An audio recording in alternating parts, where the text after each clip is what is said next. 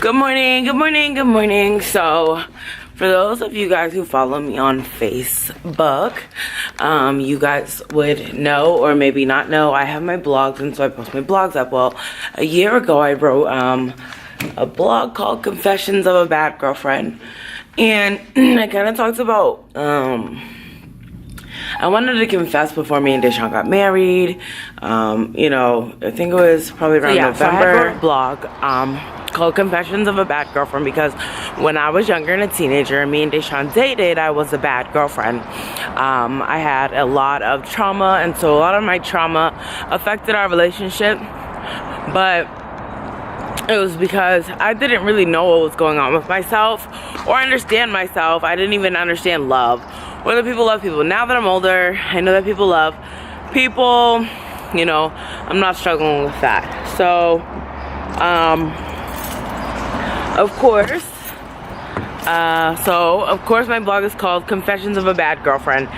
So, I am doing this video this morning because a few months ago I said my anger towards my husband. So you guys know that, you know, I'm willing to be open and honest and share things with you guys. And so, yeah. So, my relationship with my husband is not amazing. It's good, you know, but it's not where it needs to be. And so in saying that it's not where it needs to be, that means it needs some healing. It needs to be fixed in places that is broken. And, you know, there's places that it needs to be fixed, you know? And the first step to admitting that there's a problem is knowing that there's a problem and saying that something needs to be fixed.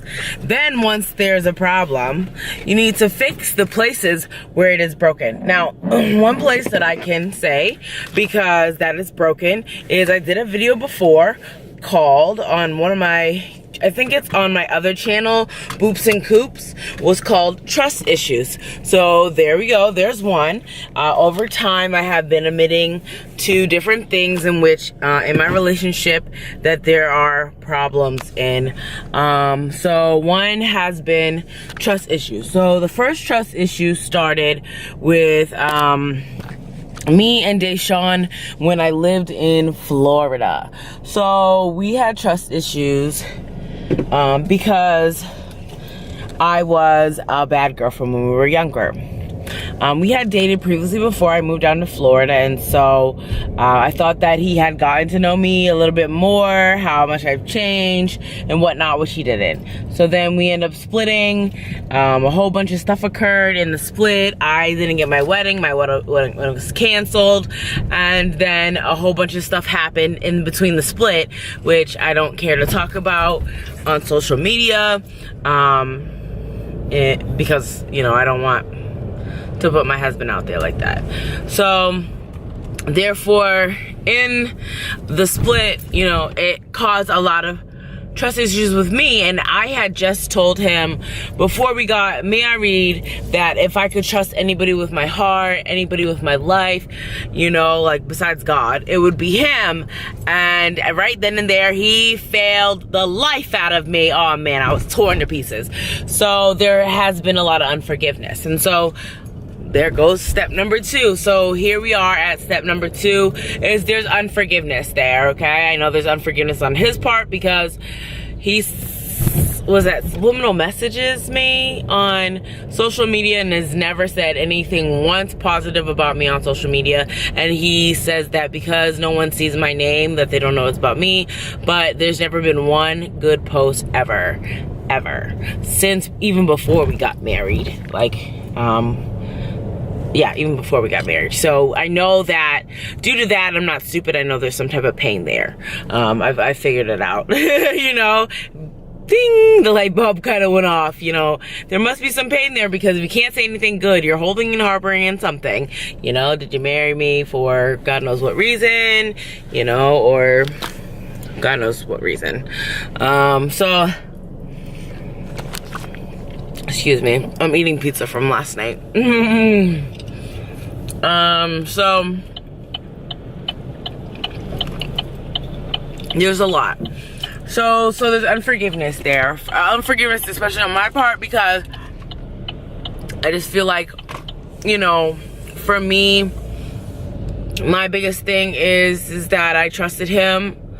And the moment that I trusted him, and, you know, because I was really closed up in Florida. I was so closed up. And the moment that I actually trusted someone to, you know, do right by me, like literally, like, especially since I'm trusting you with my life, and then, like, you know, like, you come into my life, and after that, you know, I was doing really good for my life, and my whole life shattered, you know, just by me you know, it's like I put my life in your hands, and you kind of let me fall through.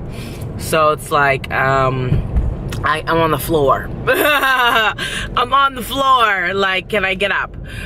So, you know, I'm willing to admit there's problems, issues. The thing is, I really want to work on my marriage. You know what I'm saying? And, like, the thing is that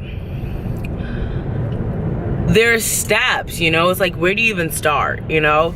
And, you know, where do you begin to grow? Because the thing is that divorce is not an option for me. I'm sorry.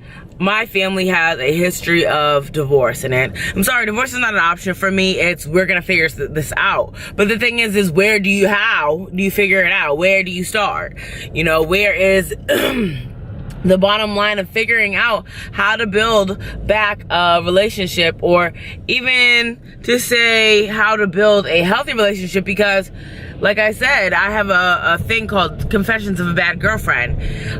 Honestly, our relationship has never been healthy, you know, to be honest. So to get it to a healthy spot, where do you start?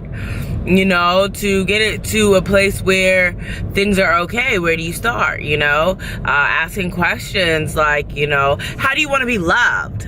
You know, do you even know? Because his, you know, parents weren't, you know, the most amazing parents, and my parents weren't the most amazing parents. So how do we even know how to love? Because our parents weren't, ooh, amazing, you know? And how do we get advice from our parents? Because, ooh, they don't know, because they were single parents that, you know, like, we're married, you know? You know, like, I mean, my mom's married, but his mother's never been married, you know? So my mom's on her third marriage, you know what I'm saying? How do I get advice from my mother? You know, how does he get advice from his mother? Because his mother's never had a husband. You know, it's like, where do we go? Where do we turn to? Turn to the Lord, you know? And so we're in a process, you know, because a lot of people go through this, you know, and marriage is a thing of growth and finding yourself and building a healthy relationship and building a strong bond. And I want to be able to trust my husband, but I have trust issues. I want to be able to have security, but I feel that, you know, he fails me. I know that I fail him as well. You know, I'm not innocent. I'm guilty just as well. I have no reason not to say that I'm not guilty in, you know, playing this part in this relationship. But it's like, yesterday, you know, for me, I said some words that came into my mouth, and I questioned myself so much, like, do I really believe what I'm saying? And I can't believe I said that, you know? And I said, you know, if I feel that way, I don't really want to feel that way, because, you know, this is my husband, and I love him, and I vowed my life to him, and I don't want to feel the way that I'm feeling, because I want to be with him for the rest of my life. Like, I want him to be the man that I turn over to every single morning, who kisses me goodbye every single morning before he goes to work, who cuddles with me for the last 5 minutes and keeps putting his snooze on until I wake up. That is the man that until he wakes up at 5:30. He snoozes his alarm like 5 times, you know, to make sure that he can cuddle with me for the last half an hour before he goes to work. I mean, this is the man that I want for the rest of my life. So marriage is a journey, you guys, and I hope you guys go along with me on my journey of restoration to making and building a healthy marriage, because I want a healthy marriage, because I love my husband very, very much. So until we meet again, guys, God bless. Peace.